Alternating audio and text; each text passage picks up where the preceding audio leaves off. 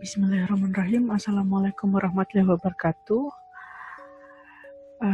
Perkenalkan, nama saya Rahmat Praginanto Saing, NIM 2019-11006, mahasiswa Prodi Manajemen Informatika semester 2.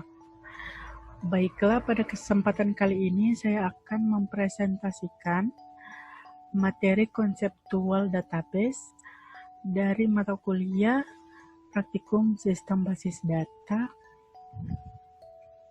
Oke, tanpa berlama-lama lagi, kita masuk ke slide yang pertama. Di slide yang pertama ada level fisik, level konseptual, dan level view yang merupakan dari abstraksi data. Oke, baiklah, saya akan jelaskan satu persatu. Yang pertama itu ada level fisik. Level fisik ini menggambarkan bagaimana data disimpan.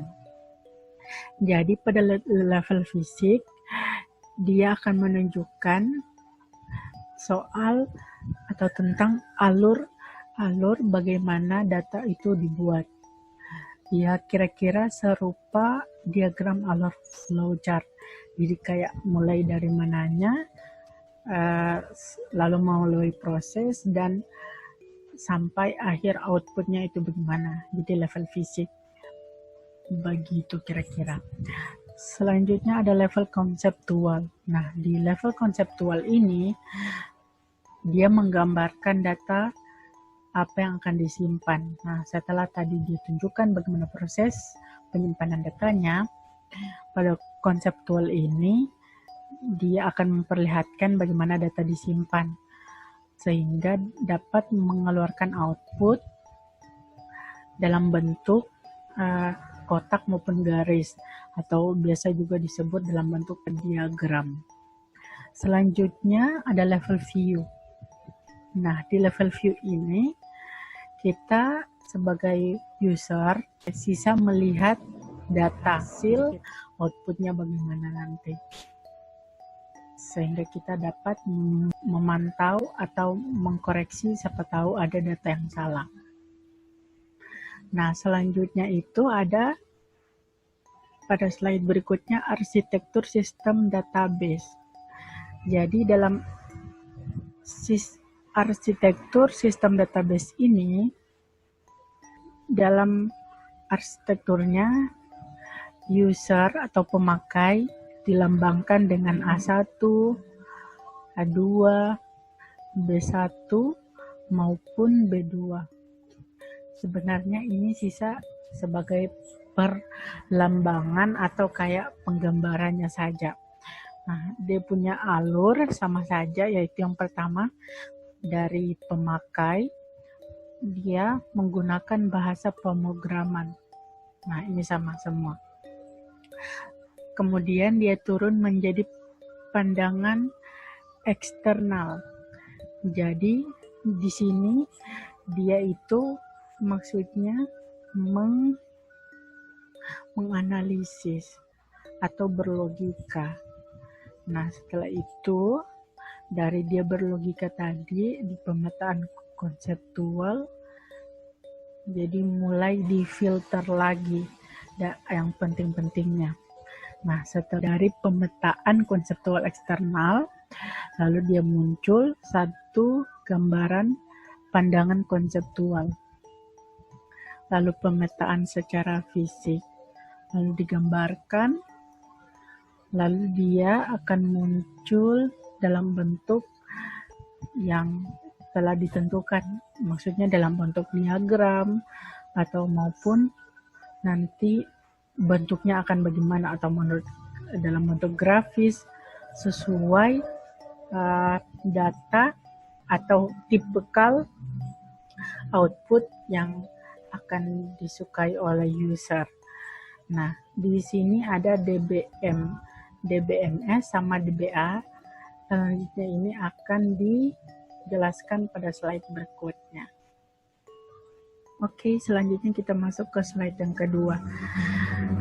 Nah, di slide kedua ini ada data independence. Terbagi menjadi dua, yaitu physical data independence dan logical data independence. Dalam physical data independence terdapat dua ketentuan, yaitu yang pertama ada kebolehan untuk mengubah pola fisik database tanpa mengakibatkan suatu aplikasi ditulis ulang. Yang selanjutnya meningkatkan daya guna. Maksudnya, dari kebolehan untuk mengubah pola fisik database tanpa mengakibatkan suatu aplikasi ditulis ulang, jadi kita dapat merubah atau mengganti bahasa pemrogramannya tanpa harus membuat lagi aplikasi yang baru. Nah, selanjutnya itu pada logical data independent terdapat dua ketentuan. Kebolehan untuk mengubah pola konseptual tanpa mengakibatkan suatu aplikasi program ditulis kembali.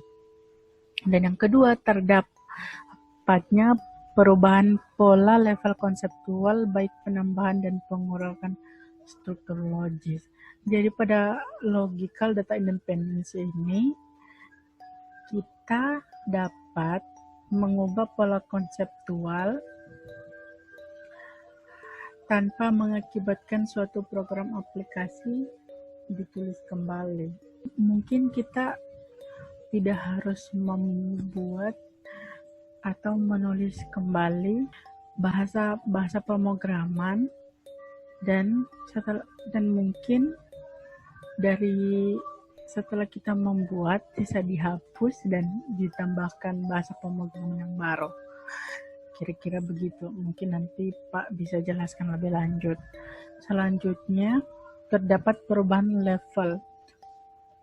Nah, di sini mungkin ada kemudahan untuk menambahkan atau mengurangkan struktur logis.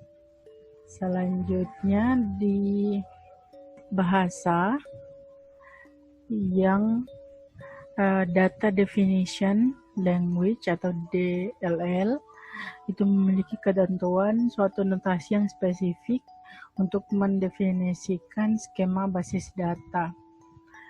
Selanjutnya ada hasil kompilasi sebuah DLL adalah satu set tabel yang disebut dengan data dictionary atau data dictionary ini mengandung metadata yang mengenai data. Apa itu metadata? Metadata adalah data terstruktur untuk data maupun informasi. Data tersebut dikodekan yang menggambarkan karakteristik informasi untuk membantu dalam identifikasi, penemuan, penilaian, dan pengelolaan informasi. Pada contoh perintah DLL seperti membuat create database, membuat tabel, dan memodifikasi struktur. Selanjutnya, pada paket bahasa yang kedua, data manipulation atau DML.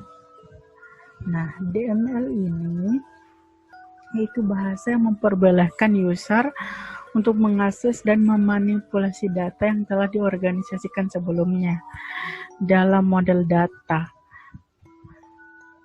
Lalu, dalam DML terbagi menjadi dua, typical data. Nah, itu ada tipe prosedural yang membutuhkan pemakai untuk menspesifikasikan apa yang dibutuhkan dan bagaimana untuk mendapatkannya. Sama ada juga non-prosedural yang membutuhkan pemakai untuk menspesifikasikan data apa yang dibutuhkan tanpa menspesifikasikan bagaimana untuk mendapatkannya. Lalu ada selain itu DML dikenal sebagai query language. Nah, sementara query language yaitu adalah SQL itu sendiri. Nah, di slide selanjutnya ada database, jenis-jenis database user. Yang pertama ada programmer aplikasi, yaitu orang yang berinteraksi dengan sistem lewat bahasa pemrograman yaitu HTML. Lalu ada casual user, yaitu orang yang berpengalaman tanpa menulis program, serta orang yang mengerti bahasa query. Lalu ada jenis naive user, yaitu menggunakan aplikasi lewat menu-menu yang telah dirancang sebelumnya. Jadi naive user itu orang yang memanfaatkan menu-menu yang telah dirancang. Jadi dia memakai ketentuan, jadi sisa dia mengubah-ubah isinya. Selanjutnya ada spesialis user, yaitu orang yang menuliskan aplikasi database non-tradisional seperti expert system maupun knowledge base. Jadi mungkin dia menggunakan aplikasi yang lebih maju, sehingga tidak terlalu manual seperti sistem atau database yang menggunakan bahasa pemrograman yang terlalu banyak. Selanjutnya ada database administrator, yaitu DBA, yaitu memuat ketentuan, mengkoordinasikan seluruh kreativitas pada sistem database. DBA harus mempunyai pengetahuan yang baik tentang sumber daya informasi perusahaan dan informasi yang dibutuhkan. Lalu tugas DBA itu ada mendefinisikan pola struktur database, mendefinisikan struktur penyimpanan dan metode akses, mampu memodifikasi pola dan organisasi fisik, memberikan kekuasaan pada user lain untuk mengakses data, dan menspesifikasikan keharusan dalam integrasi data. Selanjutnya ada DM atau Database Manager. Memiliki ketentuan modul program yang menyediakan interface antara penyimpan data low level dalam database dengan suatu aplikasi program dan query yang diminta ke sistem. Nah, tugas DM ini sendiri yaitu interaksi dengan manajer file, integrity environments, security environments atau keamanan, berintegritas tadi yang sebelumnya, backup dan recovery, dan currency control. Jadi dia bisa yang pertama interaksi dengan manajer file, tugasnya DM. Lalu memiliki integritas sendiri, sudah memiliki keamanan yang juga, backup data dan recovery, dan currency control. Oke, selanjutnya itu ada struktur sistem aplikasi.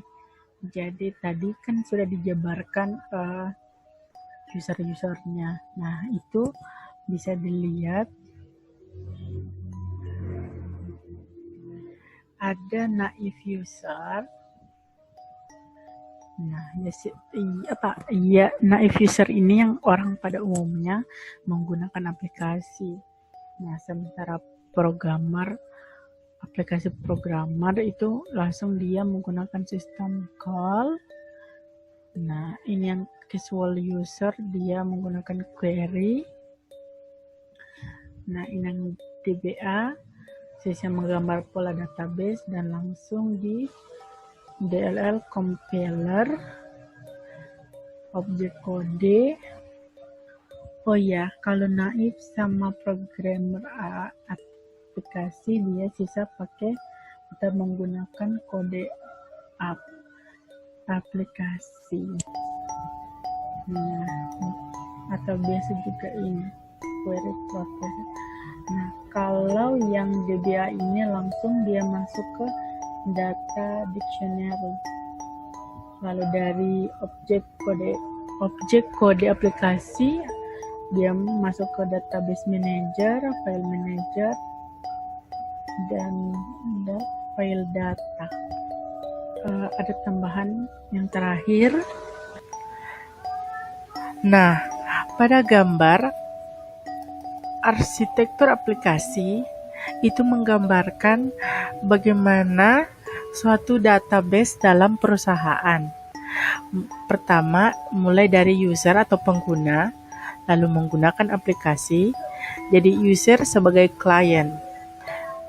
Kemudian menggunakan aplikasi, menggunakan jaringan network, lalu dikirim pada aplikasi server, maupun langsung kepada database system sebagai servernya.